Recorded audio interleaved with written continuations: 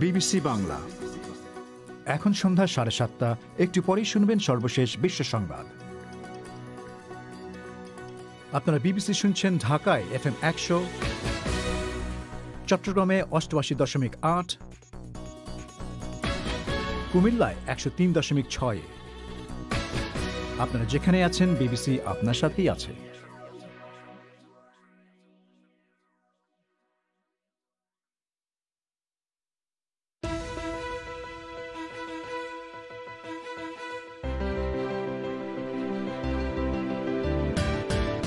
বাংলাদেশের সরকার বলছে প্রায় 5 কোটি মানুষের জন্য কোভিড ভ্যাকসিন নিশ্চিত হয়েছে। সাধারণ মানুষ এই ভ্যাকসিন নিয়ে কি ভাবছেন? বিবেচনাধীন আর কি থাকবে, ওয়েট করব, কারণ হচ্ছে যাচাইয়ের ব্যাপার থাকবে, নতুন জিনিস এইখানে যাচাই বাছাইয়ের ব্যাপার আছে। তবে অবশ্যই নেওয়া উচিত বলে মনে করি, কারণ এই মহামারী থেকে তো আমাদের রক্ষা পেতে হয়। পদ্মা সেতুর সর্বশেষ স্প্যানটিও বসে গেছে। কবে চালু হতে পারে এই সেতু? এর প্রভাব কি হবে বাংলাদেশে? বাংলাদেশে কর্তৃত্ববাদী শাসন চলছে এবং এর বিরুদ্ধে ব্যবস্থা নিন পশ্চিমা দেশগুলোর প্রতি 7টি মানবাধিকার সংগঠনের যৌথ আহ্বান। আর আম্বানি আদানিকে বয়কটের ডাক ভারতের কৃষকদের। এসব নিয়ে শুরু হচ্ছে বিবিসি বাংলার আজকের প্রবাহ।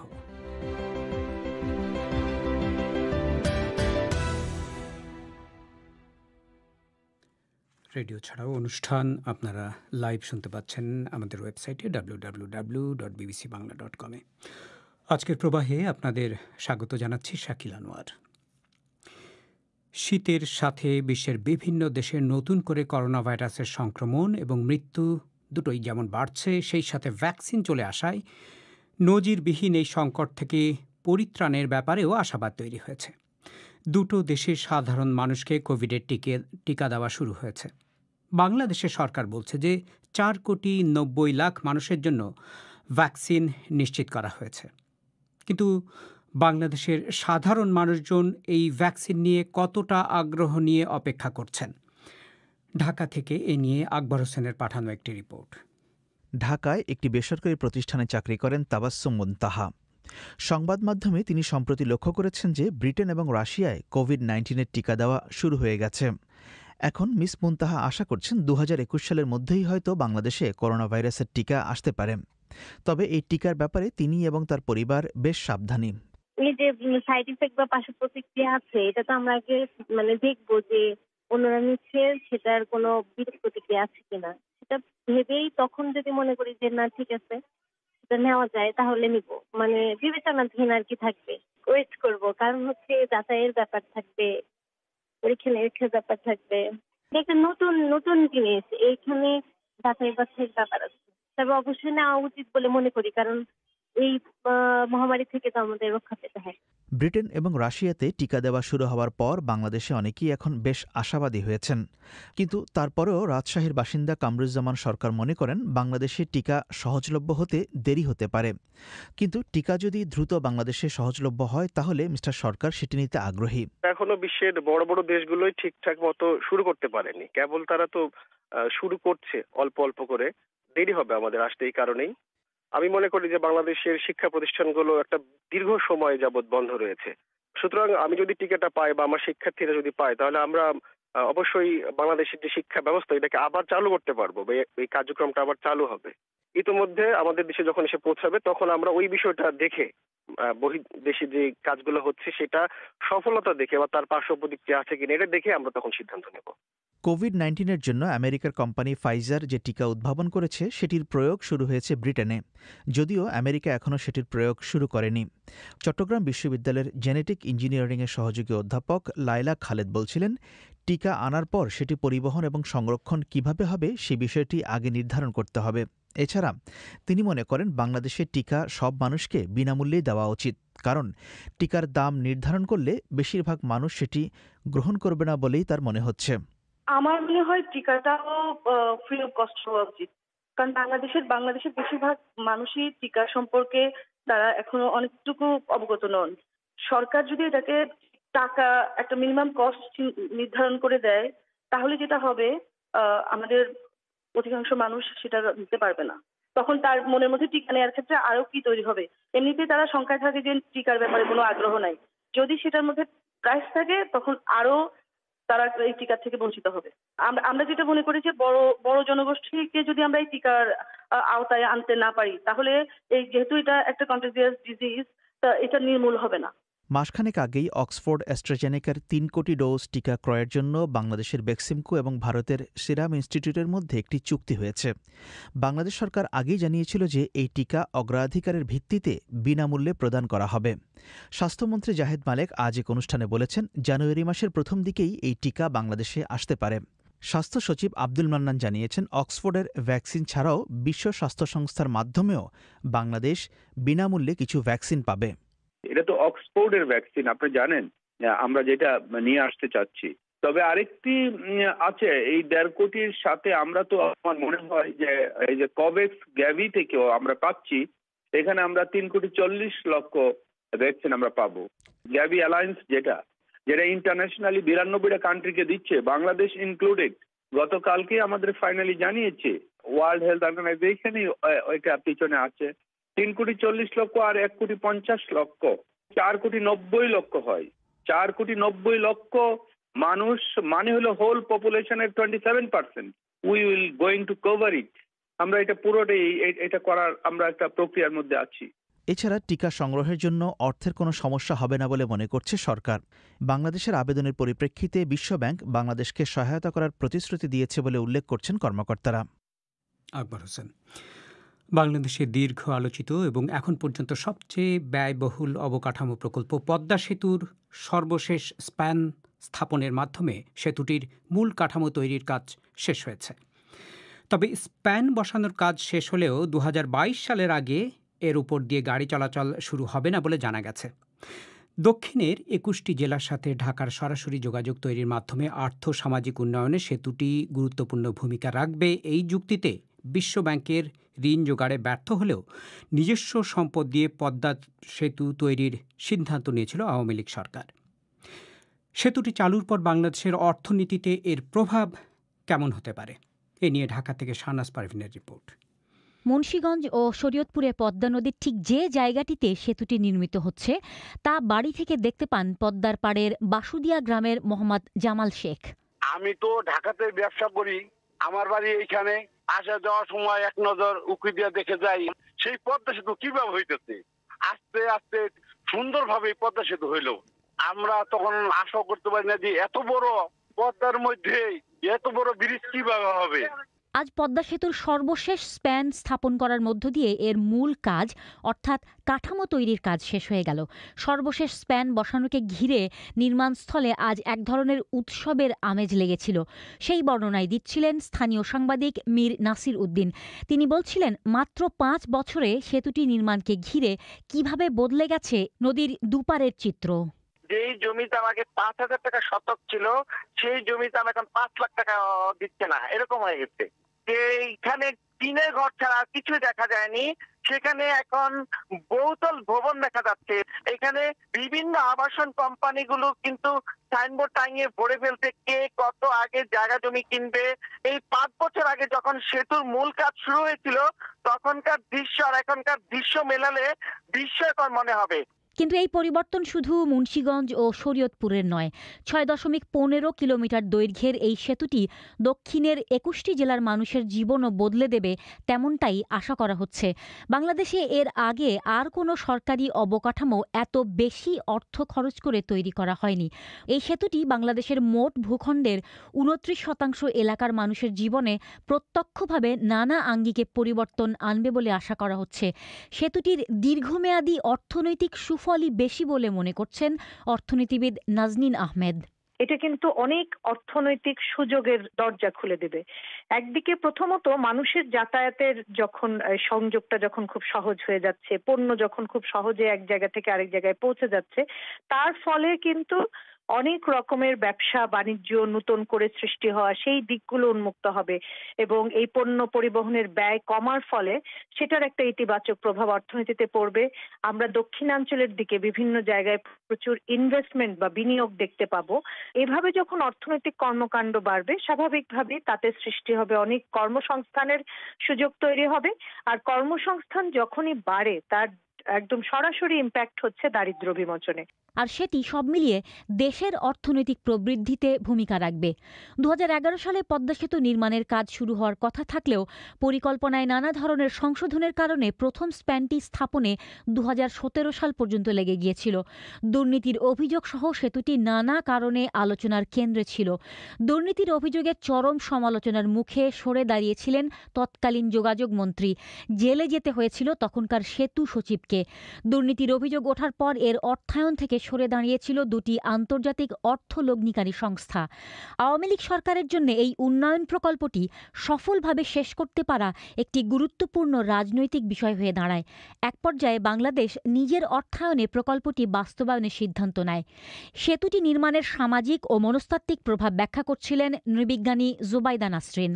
আর আমাদের আরেকটা বিষয় মনে রাখতে হবে, পদ্মা সেতু কিন্তু অনেক ঝড় ঝাপটা পেরিয়ে এই পর্যায়ে এসেছে এবং এই মানুষদেরও কিন্তু অনেকদিন অপেক্ষা করতে হয়েছে সেতুটিকে আসলে এই পর্যায়ে দেখার জন্য। সেই জায়গা থেকে তাদের একটা স্নায়ুর যে এতদিন ধরে একটা চাপ বোধ করতো তারা, যে তারা বঞ্চিত আছে, তারা রাষ্ট্রের যে মূল চাহনির জায়গাগুলো থেকে তারা দূরে আছে, সুতরাং এর মধ্যে দিয়ে তারা কিন্তু মনে করছে একটা স্বস্তির জায়গা ফিরে এসেছে, যে তারা সব জেলার সঙ্গে কানেক্টেড হচ্ছে এবং যখন সে মনে করে যে না, আমি রাষ্ট্রের কাছে গুরুত্বপূর্ণ, আমার কাছে মনে এই স্বস্তির জায়গাটা ফেরত এসেছে।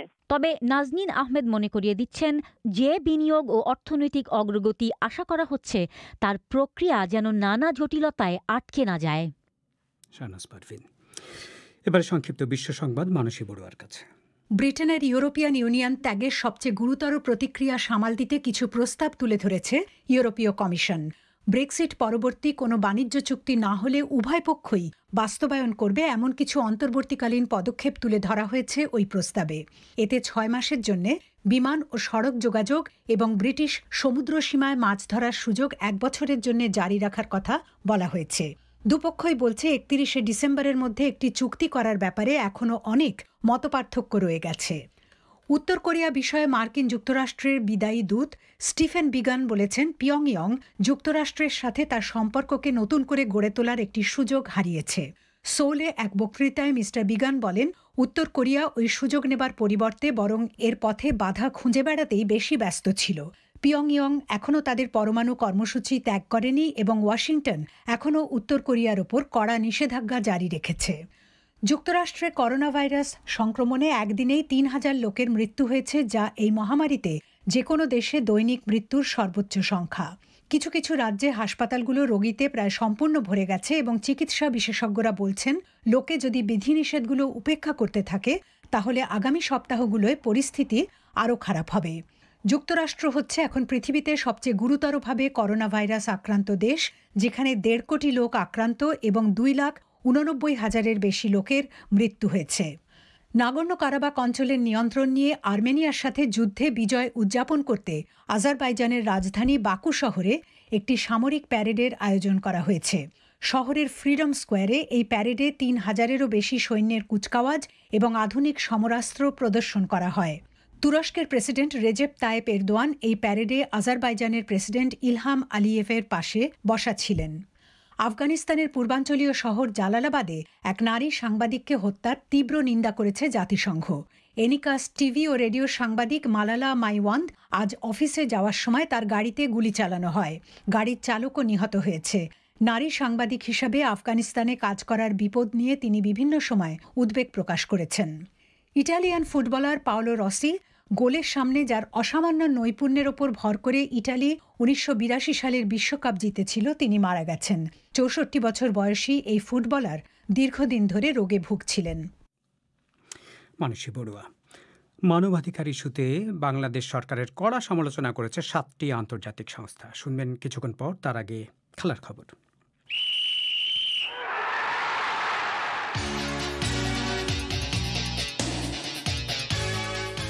খেলার খবর পড়ছি রাহেন মাসুদ।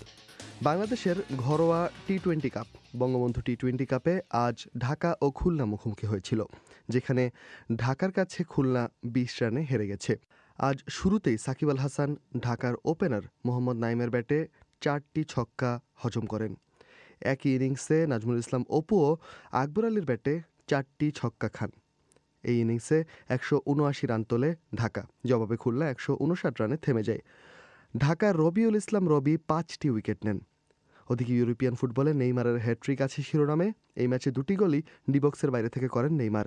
এই ম্যাচটি এর আগে বর্ণবাদী মন্তব্যের কারণে স্থগিত হয়ে গিয়েছিল। পুনরায় ম্যাচটি মাঠে গড়ায় এবং শুরুতে দুই দলের খেলোয়াড়রা হাঁটু গেড়ে বর্ণবাদের প্রতিবাদ জানান। ইস্তানবুল বাসাকশেহিরের সাথে 5-1 গোলের জয় পেয়েছে Paris Saint Germain. Real Madrid শেষ ম্যাচে জিতে উঠে গেল শেষ 16তে। বরুসিয়া মনশেনগ্লাডবাখের সাথে 2-0 গোলের জয় পায় মাদ্রিদের ক্লাবটি। করিম বেনজেমা 2টো গোল করেন।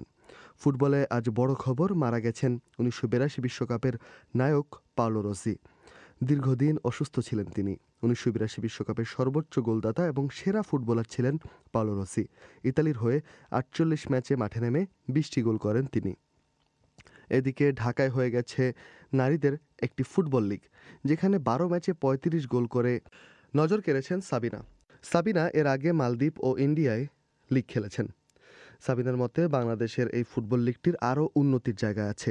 অনেস্টলি বলতে গেলে না, কারণ এখানে হচ্ছে যেসব প্লেয়ারগুলো আসছে তাদেরকে আপনার সর্বোচ্চ 10 দিন 15 দিন কিন্তু ট্রেনিং করে তারা আসছে বা ধরে ধরে নিয়ে আসছে। সো এটা আমাদের জন্য আসলে খুব একটা পজিটিভ দিক না।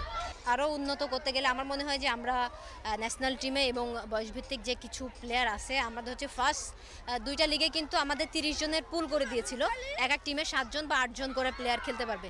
সো ওটাও যদি এবার বা নেক্সট বার করে এবং আমাদের কিছু ফরেন কোঠা অ্যালাউ করে দেয়, আমার মনে হয় যে আরও কম্পিটিটিভ হবে। আগামীকাল শুরু হবে নিউজিল্যান্ড ও ওয়েস্ট ইন্ডিজের মধ্যকার দ্বিতীয় টেস্ট। বাংলাদেশ সময় ভোর 4টায় শুরু হবে ম্যাচটি। এই ম্যাচে মাঠে নামছেন না কেইন উইলিয়ামসন। পিতৃত্বকালীন ছুটি নিয়েছেন উইলিয়ামসন। সন্তান সম্ভবা স্ত্রীর পাশে থাকতে দলটির অধিনায়ক সরে দাঁড়িয়েছেন। পাকিস্তান সিরিজেও শেষ দিকে যোগ দেবেন কেইন উইলিয়ামসন। আজ নিউজিল্যান্ড ক্রিকেট বোর্ডের প্রধান কোচ গ্যারি স্টেড বিষয়টি নিশ্চিত করেন। তার জায়গায় অধিনায়কত্ব করবেন টম ল্যাথাম। শেষ করছি পাকিস্তানের মাটিতে ক্রিকেট সিরিজের খবর দিয়ে। 13 বছর পর পাকিস্তানে খেলতে যাবে দক্ষিণ আফ্রিকা। 2021 সালের 16 জানুয়ারি শুরু হবে এই সিরিজটি। 2009 সালে লাহোরে শ্রীলঙ্কা দলের ওপর সন্ত্রাসী হামলার পর 6 বছর পাকিস্তানে কোনো আন্তর্জাতিক ক্রিকেট মাঠে গড়ায়নি। এরপর সেখানে ফিরতে শুরু করে ক্রিকেট। আন্তর্জাতিক ক্রিকেট কাউন্সিলের টেস্ট চ্যাম্পিয়নশিপের অংশ হিসেবে তৃতীয় দল হিসেবে যাচ্ছে দক্ষিণ আফ্রিকা। আপনারা শুনছেন বিবিসি বাংলার সন্ধেবেলার অধিবেশন প্রবাহ। বাংলাদেশে তাদের ভাষায় কর্তৃত্ববাদী শাসনের বিরুদ্ধে অবস্থান নেওয়ার জন্য প্রভাবশালী পশ্চিমা দেশগুলোর প্রতি একযোগে আহ্বান জানিয়েছে 7টি আন্তর্জাতিক মানবাধিকার সংগঠন। হিউম্যান রাইটস ওয়াচ এবং ওয়ার্ল্ড অর্গানাইজেশন এগেনস্ট টর্চার সহ এই সংগঠনগুলো যৌথ এক বিবৃতিতে বলেছে যে বাংলাদেশে মানবাধিকার সংরক্ষণের লক্ষ্যে আন্তর্জাতিক সম্প্রদায়ের উচিত একটি শক্ত অবস্থান নেওয়া। দীর্ঘ এই বিবৃতিটি পড়েছেন আমাদের সংবাদদাতা মুন্নি আক্তার। কিছুক্ষণ আগে আমি তার সাথে কথা বলছিলাম। আসলে শাকিল, আপনি একটি বিষয় লক্ষ্য করবেন, আজকে বিশ্ব মানবাধিকার দিবস। তো এই দিবসটিকে লক্ষ্য রেখে আসলে 7টি মানবাধিকার সংস্থা, যাদের মধ্যে হিউম্যান রাইটস ওয়াচের মতো সংস্থা রয়েছে, তারা যৌথভাবে একটি বিবৃতি দিয়েছে নিউ ইয়র্ক থেকে, যেখানে বলা হয়েছে যে বাংলাদেশে আসলে কর্তৃত্ববাদী শাসন চলছে এবং এই শাসনের বিপক্ষে একটা শক্ত অবস্থানে দাঁড়ানো উচিত আন্তর্জাতিক সম্প্রদায়ের মতো। কানাডা, যুক্তরাজ্য এবং ইউরোপীয় ইউনিয়নভুক্ত যেসব দেশ আছে এবং যেসব দেশ দাতা দেশ হিসেবে কাজ করে, তাদেরও একটা শক্ত অবস্থানে দাঁড়ানো উচিত বলে এই বিবৃতিতে বলা হয়েছে। বিবৃতির ভাষার দিকে যদি আমরা যাই, তাহলে দেখব যে বেশ স্পষ্ট এবং কঠোর ভাষাই ব্যবহার করা হয়েছে। মানবাধিকার লঙ্ঘন বলতে যে ইস্যুগুলোকে টানা হয়েছে বাংলাদেশে, সেখানে প্রথমেই উঠে এসেছে বাংলাদেশের র্যাপিড অ্যাকশন ব্যাটালিয়ন অর্থাৎ র্যাব নামে যে এলিট ফোর্সটি আছে তাদের কথা। তাদের বিরুদ্ধে অভিযোগ করা হয়েছে যে তারা বিচার বহির্ভূতভাবে আটক, গুম এবং খুনের মতো মানবতা বিরোধী অপরাধের সাথে জড়িত। তারা বলেছেন যে এর আগে যুক্তরাষ্ট্রের একটি উপদেষ্টা কমিটি এই র্যাবের বিরুদ্ধে আন্তর্জাতিক নিষেধাজ্ঞার যে একটি প্রস্তাব দিয়ে চিঠি দিয়েছিল, সেটির প্রতি তাদের সমর্থন রয়েছে। আরও একটি বিষয়ের কথা বলা হয়েছে, সেটি হচ্ছে যে জাতিসংঘের নিষেধাজ্ঞা উপেক্ষা করে রোহিঙ্গাদেরকে ভাষান্তরের মতো একটি দ্বীপে পাঠানো হয়েছে, যেখানে আগে থেকে সুরক্ষার বিষয়ে কোনো ধরনের কারিগরি মূল্যায়ন পরিচালনা করা হয়নি। এখানে আরও একটি কথা বলা হচ্ছে, সেটি হচ্ছে যে কোভিড মহামারী চলাকালীন সময়ে বাংলাদেশে যে প্রভাব সৃষ্টি হয়েছে মহামারীর, সেই অবস্থাটাকে কাজে লাগিয়ে সরকার তাদের যে কর্তৃত্ববাদী ভিত রয়েছে সেটিকে আরও বেশি মজবুত করার চেষ্টা করছে। সেটার ব্যাখ্যা কি দিয়েছে, কিভাবে সরকার কোভিডকে ব্যবহার করছে? এখানে বিবৃতিতে যেটি বলা হয়েছে সেটি হচ্ছে যে বাংলাদেশে যখন কোভিড-19 মহামারীর প্রভাব মোকাবেলা চলছে তখন ক্ষমতাসীন আওয়ামী লীগ এই পরিস্থিতিতে ব্যবহার করে সমালোচক বা মুক্ত সংবাদ মাধ্যমের উপর কঠোর চাপ প্রয়োগ করছে। আরেকটি বিষয় বলা হয়েছে যে ক্ষমতাশালীদের সাথে যুক্ত ব্যক্তিদেরকে চিকিৎসা দিতে চিকিৎসকদের উপর যে এক ধরনের চাপ দেওয়া হয়েছিল, যেটি সমাজের বৈষম্য এবং মানবাধিকারের একটি লঙ্ঘন বলে উল্লেখ করা হয়েছে। ভারতে সরকারের বিরুদ্ধে আন্দোলনরত কৃষক নেতারা ঘোষণা করেছেন তারা এখন থেকে আম্বানি বা আদানির মতো বৃহৎ কর্পোরেট গ্রুপের সব ধরনের পণ্য এবং সেবা বর্জন করবেন। মুকেশ আম্বানির রিলায়েন্স গোষ্ঠী ভারতে মোবাইল পরিষেবা থেকে শুরু করে পেট্রোল পাম্প, শপিং মল এবং প্রায় সব ধরনেরই ব্যবসা করে। আর এগুলোই এখন থেকে কৃষকদের বয়কটের আওতায় পড়বে বলে বলা হচ্ছে। তবে এইসব কর্পোরেট গোষ্ঠীর সঙ্গে প্রায় সব দলের রাজনীতিবিদদের যেমন সুসম্পর্ক এবং যত সস্তায় তারা বিভিন্ন পণ্য বাজারে বেচতে পারে, তাতে এই বয়কটের ডাকে কৃষকদের কাছ থেকে কতটা সাড়া পাওয়া যাবে তা নিয়ে অনেকেই সন্দিহান। দিল্লি থেকে আরও জানাচ্ছেন শুভজ্যোতি ঘোষ। রাজধানী দিল্লিকে অবরুদ্ধ করে রেখে ভারতে হাজার হাজার কৃষক গত 15 দিন ধরে যে তীব্র আন্দোলন চালাচ্ছেন, সেখানে তাদের একটা প্রধান বক্তব্য হল কর্পোরেট ফার্মিংয়ের বিরোধিতা। এই কৃষকদের আশঙ্কা, নতুন 3টি কৃষি আইন পাশ হওয়ার ফলে রিলায়েন্স বা আদানির মতো বৃহৎ কর্পোরেটরা তাদের ইচ্ছেমতো দামে কন্ট্রাক্ট ফার্মিং বা চুক্তিবদ্ধ চাষে তাদের বাধ্য করবে, যেটা তারা মানতে রাজি নন। ফলে তাদের আক্রমণের অভিমুখ এখন সরাসরি আম্বানি বা আদানিদের দিকেও। जियो के जो जितने भी प्रोडक्ट हैं पूरे देश में नेशनल लेवल पर जो मॉल्स है सभी का बाइकाट करेंगे। আন্দোলনরত 13টি কৃষক ইউনিয়নের পক্ষে ডক্টর দর্শন পাল ফলে ঘোষণা করেছেন, রিলায়েন্সের জিও মোবাইল সিম সহ যত রকমের পণ্য আছে সারা দেশে তাদের যত শপিং মল বা দোকান আছে কৃষকরা সেগুলো বয়কট করবেন, ঘেরাও করে রাখবেন। उनका घेराव होगा, उनका पूर्ण तौर से बाइकाट करेंगे। বামপন্থী কৃষক সংগঠন অল ইন্ডিয়া কিষাণ সভার নেতা ও সাবেক এমপি হান্নান মোল্লাও বলছেন, এটা হলো কর্পোরেটদের কবল থেকে মুক্তি পেয়ে রাষ্ট্রায়ত্ত কোম্পানিগুলোর কাছে ফিরে যাওয়ার সুযোগ। जियो का जितना प्रोडक्शन है, अंदानी अंबानी का दलाल सरकार है, उसका जियो का जितना प्रोडक्ट है, टेलीफोन, सिम वगैरह। তার কথায় আমরা সবাই জানি দেশের সরকার হলো আম্বানি আদানিদের দালাল। সেই জন্যই আমরা আম্বানিদের জিও সিম সহ যত রকমের ফোন আছে সারা দেশে সেগুলো বর্জন করব। আর ক্যাম্পেইন চালাবো, দেশের নিজস্ব সম্পদ ভারত সঞ্চার নিগম লিমিটেডের ফোন ব্যবহার করো, বেসরকারি সংস্থার কাছে দেশ বেচে দিও না। बीएसएनएल में वापस जाओ, देश का चीज में प्राइवेट के पास देश बेचो मत। কিন্তু রিলায়েন্সের জিও ভারতের বৃহত্তম মোবাইল অপারেটরই শুধু নয়, তাদের প্যাকেজগুলো ভীষণই সস্তা, যা ভারতের ডেটা বিপ্লব এনে দিয়েছে বলা হয়। পেট্রোল পাম্প থেকে গ্রসারি, শপিং মল সব ব্যবসাতেই যুক্ত তারা। অন্যদিকে আদানি গোষ্ঠীও রান্নার তেল থেকে শুরু করে তৈরি খাবার দাবার সবই বানায়। ভারতের গরিব কৃষকদের পক্ষে এগুলো বয়কট করা কি সত্যিই সম্ভব? ਦੋਵੇਂ ਪ੍ਰਮੁੱਖ ਪਾਰਟੀਆਂ ਦੇ ਸੰਘਰਸ਼ ਕਰ ਰਹੇ ਹਨ।